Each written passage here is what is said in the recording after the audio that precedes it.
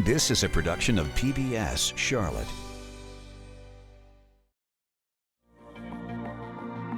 American Graduate Getting to Work is made possible by the Corporation for Public Broadcasting. Just ahead on Carolina Impact. These houses are older. They need a little help, kind of like the neighbors who live here. I'm Jeff Sonnier. Stick around. We'll show you the program that's helping senior citizens stay in their home sweet home. How would you like to get a full dental exam and cleaning for just $35? I'm Jason Terzis. Tonight we take you for a closer look at the Central Piedmont Community College Dental Hygiene Program, how it's benefiting students and the community. And hip-hop hits the stage with an unexpected partner.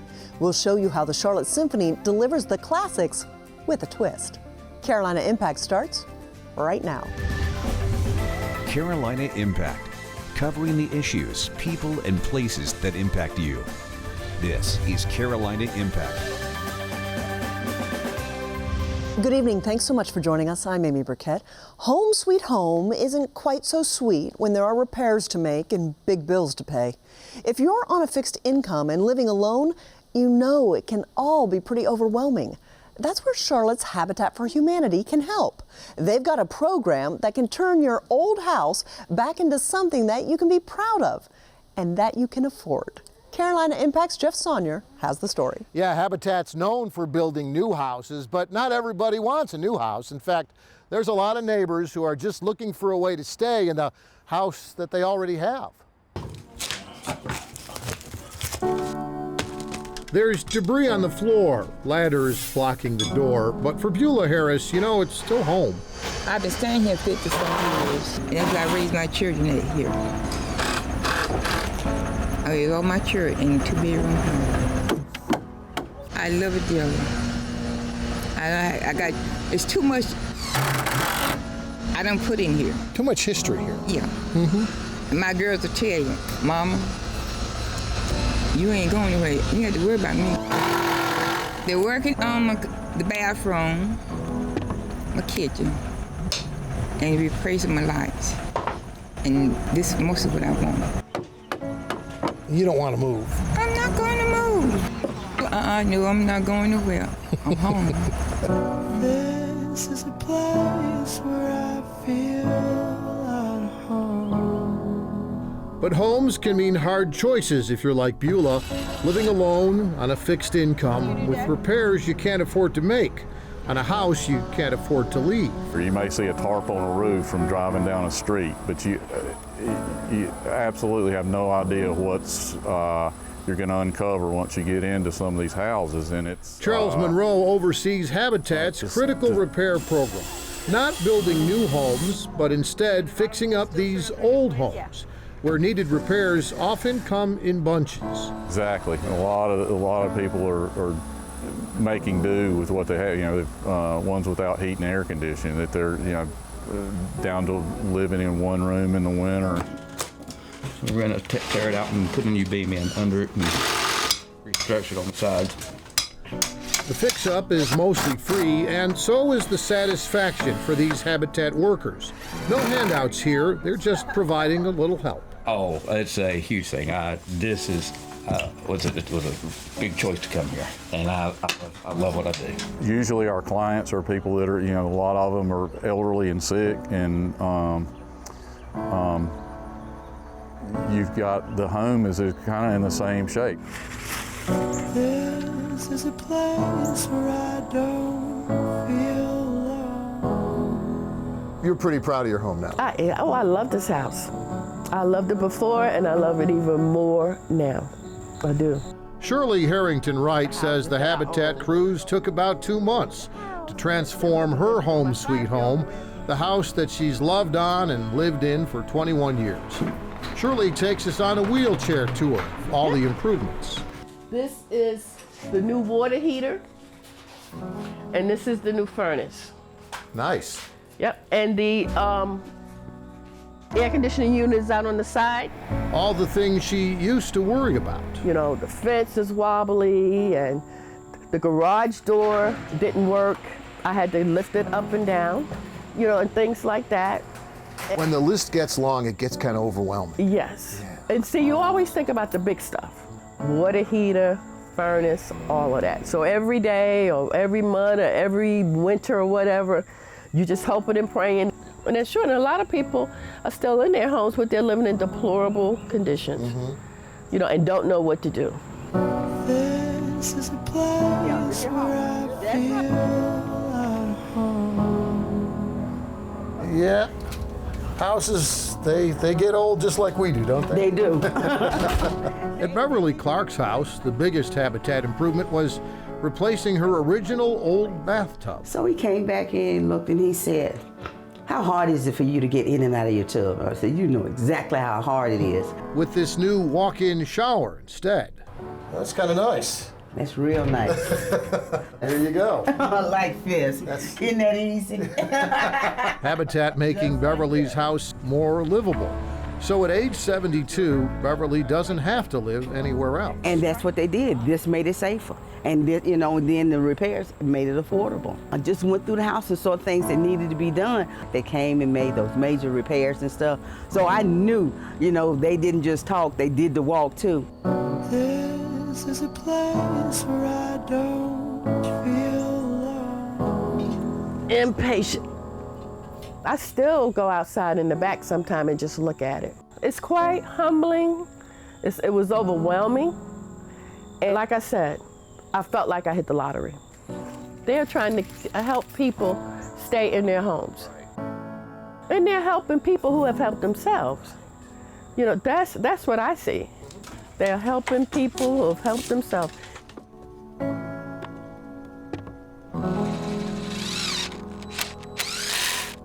Now, Habitat says that most of the neighbors who take advantage of the critical home repair program are senior citizens living alone, and most of the major repair projects are in excess of $30,000. Now, depending on your income, some neighbors pay nothing. Others pay a small percentage, usually around 5%.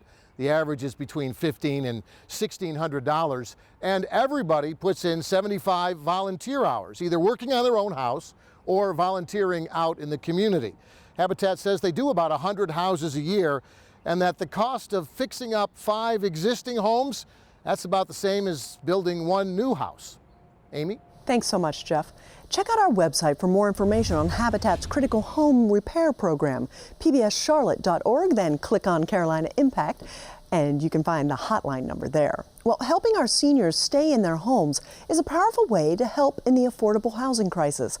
That's part of our region's push to improve economic mobility. This is year 3 of PBS Charlotte's American Graduate Getting to Work 3D project, Dreamers, Doers, Destiny. We teach a 7-week career pathways and leadership program to juniors and seniors at Garinger and Vance high schools.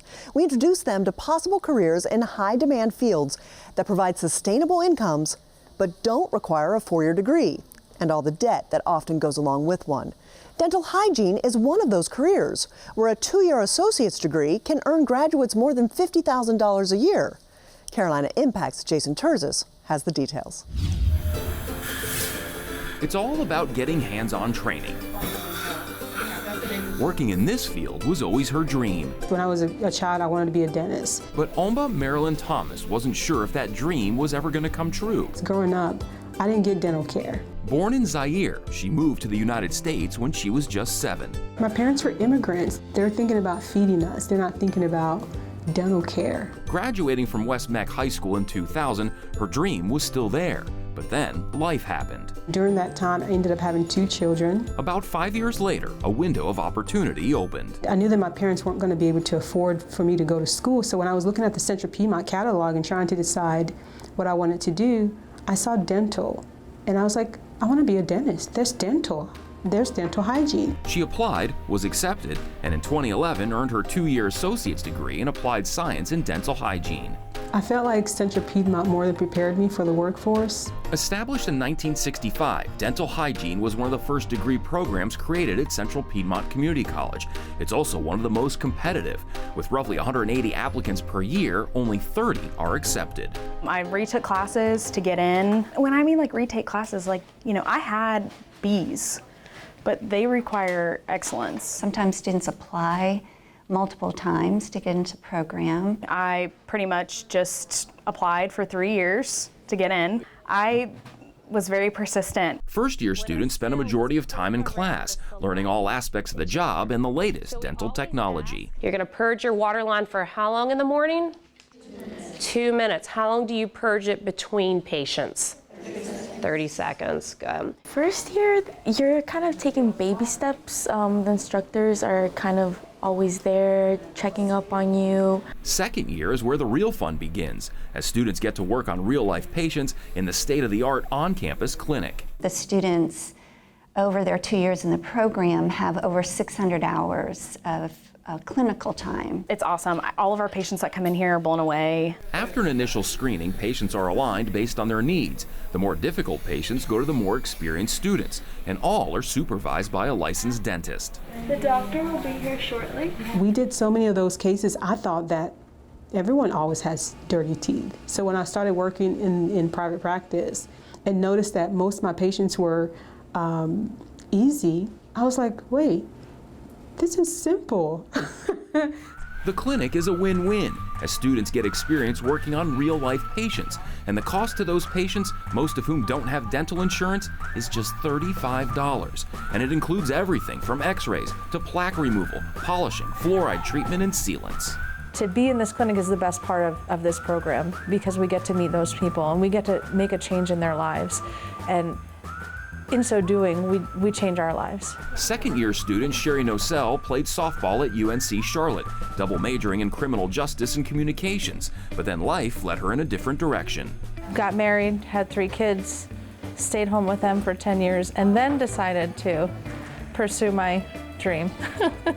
That dream to become a dental hygienist, and with her daughters now 7, 10, and 12, it was now or never. Had my mother-in-law not prodded me just a few years ago to just finally do it, I mean, I don't know if I'd be here. To become a licensed hygienist, graduates must pass a regional clinical licensing exam, as well as a national written board exam. Over the last 7 years, CP students have a 100% pass rate on the national boards. We've had a lot of good feedback from employers on how ready our students are. Roughly 90% of CP grads go to work in private dental practices. The other 10% go into public health. They're employed pretty much within a couple of months of graduation.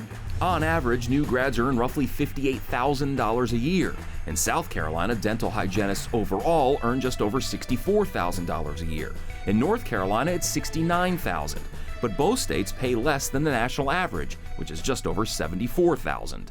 That's really nice. I actually really like that about this career. I think what makes this job attractive also is that there are a lot of part-time positions available, and we have a lot of people come into the program that have children, and so that's attractive to them. To know that you're making $30 an hour was a big deal. I'm like, what, really? Especially when my background was in childcare. So childcare, I was making at the top $12 an hour. So jumping from $12 an hour to $30 an hour, that was huge. Unable to get dental care herself as a child, Omba is now able to do just that for her own children. I'm a single parent right now, and work in hygiene has helped me to be able to support myself and my kids. From 2018 to 2028, dental hygiene will see an estimated 11% jobs growth rate.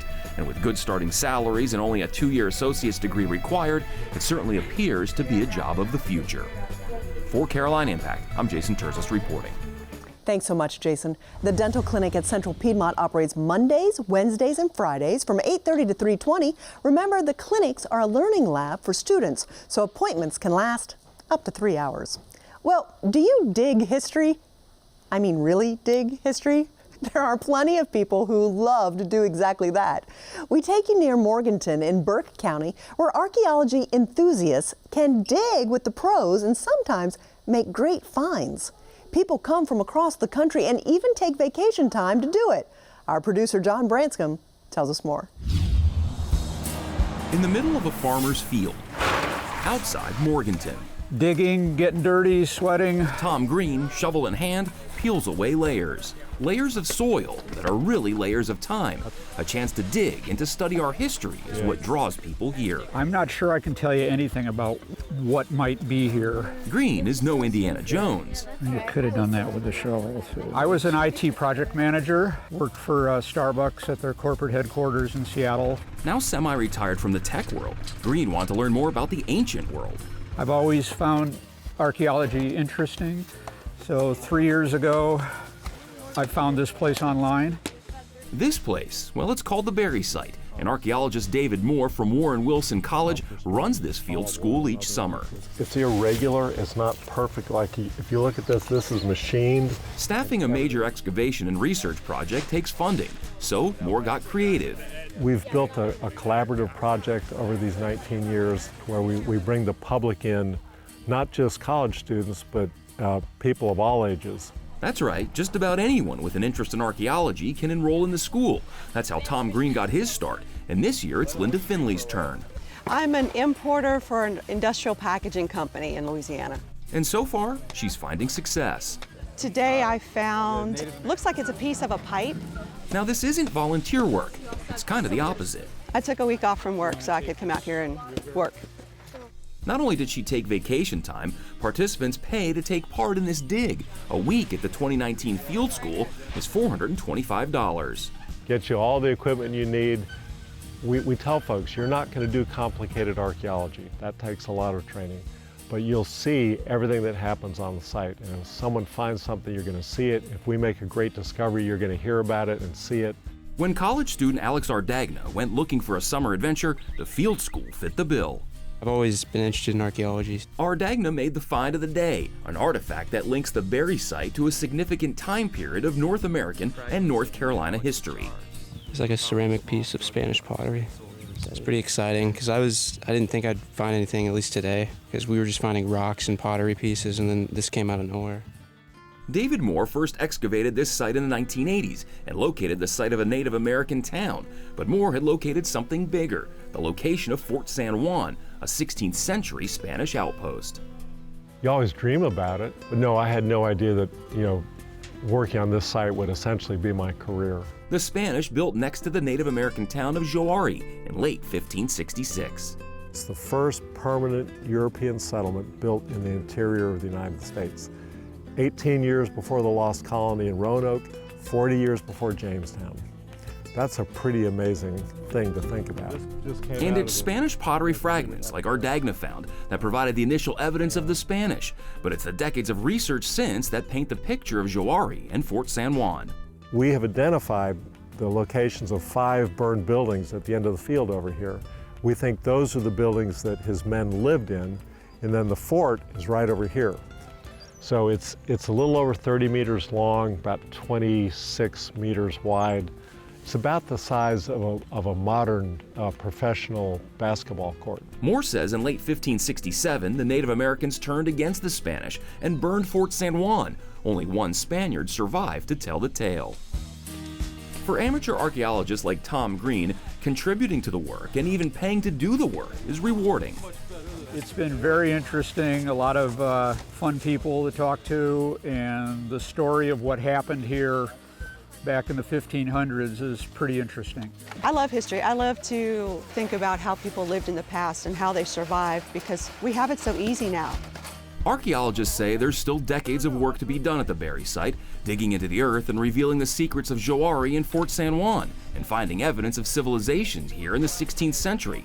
So, next time you're planning your summer vacation and want something different, well, there's a shovel, gloves, and a screen waiting for you at the Berry Site. For Carolina Impact, I'm Jason Terzis reporting. That story is part of our local Trail of History program. You can watch the entire show from our website at pbscharlotte.org. When you think of the symphony, what's the first thing that comes to mind? I bet it's not hip hop, but the two merge in a new Charlotte Symphony program. Finding new relevance and reaching for new audiences, the symphony is delivering music in completely new ways and new places. Carolina Impact's Suzanne Stevens gives us all the details. That is definitely classical music. definitely Brahms, definitely Hungarian dances, but most definitely not classical dance. Our cameras were allowed stage side for dress rehearsal of a symphony program called Breaking Classical, in conjunction with the Fly Dance Company. They do hip-hop. You're hoping to move the perceptions about classical music into the 21st century. At the podium, Christopher James Lees. He called it so much fun. We sat down with him before the performance. I was familiar with their work and how they brought energy to the stage, but to actually feel the heat of that energy on the stage while the orchestra is playing, leading it all, I mean, it was electrifying. What would composer Edvard Grieg say if he saw this performance of Peer Gynt, which he wrote? But this is 2019, and this is not a culture clash, it's a culture match on purpose. That kind of collaboration really is a metaphor for how arts organizations, how communities, how cities all around the world could work together beyond perceived differences to understand that there's actually more that unites us if we look for it and if we know that it's there in the first place. Lees and his family moved to Charlotte in 2018. Before that, he taught at the North Carolina School of the Arts and crisscrossed the U.S. guest conducting some of the biggest orchestras in the country. The nexus of activity in Charlotte in 2019 is indisputable, and it's an exciting time to be in this place, and I love it. I'm really, I'm falling in love with the city more and more every day. One of the first ways he met the public here was behind the wheel of a DeLorean parked outside the Performing Arts Center, before taking the stage that night to conduct the musical score for the movie Back to the Future. Lees routinely goes on YouTube. Hi everybody, this is Christopher James Lees, resident conductor for the Charlotte Symphony Orchestra. This time he was using social media to sell tickets for the Youth Symphony's big concert. He says he's had virtually no pushback. Anytime you make changes, it can make some people nervous. I think what we've tried to do at the Symphony is just include. So you might have seen the orchestra and Lees out at breweries. Seriously, these performances sell out, and Lees even records promos, again for social media.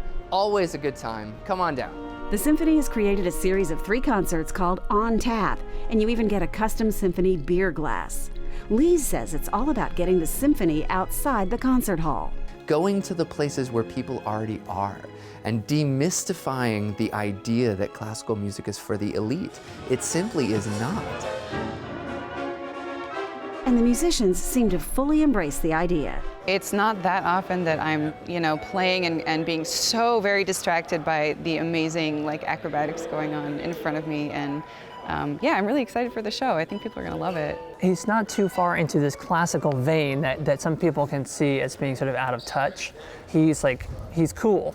He's a very hip guy. He speaks incredibly well, but he's very smart, and he's a great conductor as well. So I think he's got all the characteristics that one needs for this position. So you may see old pieces and new ideas on the same stage under his direction, and that's the whole point. The ideas that I bring to the table are heard. The ideas that we develop together as a team are so important because everybody has a different finger on a different pulse in the city. We love being able to create those things, knowing that people will have transformative experiences when they join us. So expect the occasional change as the new normal for the Charlotte Symphony. Us coming together on the stage and making art, making beauty, drawing different elements of our musical specialties out of the other with such color and vibrancy and energy and life. It will sound familiar, but count on the unexpected, like hip-hop sharing the stage. For Carolina Impact, I'm Suzanne Stevens reporting. Thanks so much, Suzanne. Well, that's all the time we have this evening. Thanks so much for joining us. We always appreciate your time, and we look forward to seeing you back here again next time on Carolina Impact. Good night, my friends.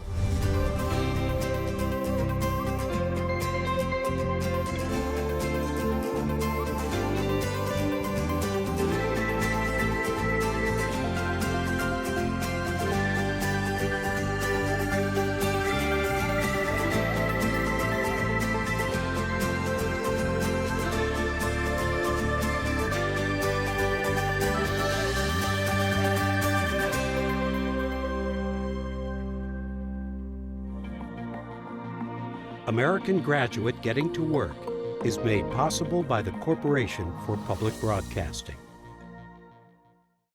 A production of PBS Charlotte.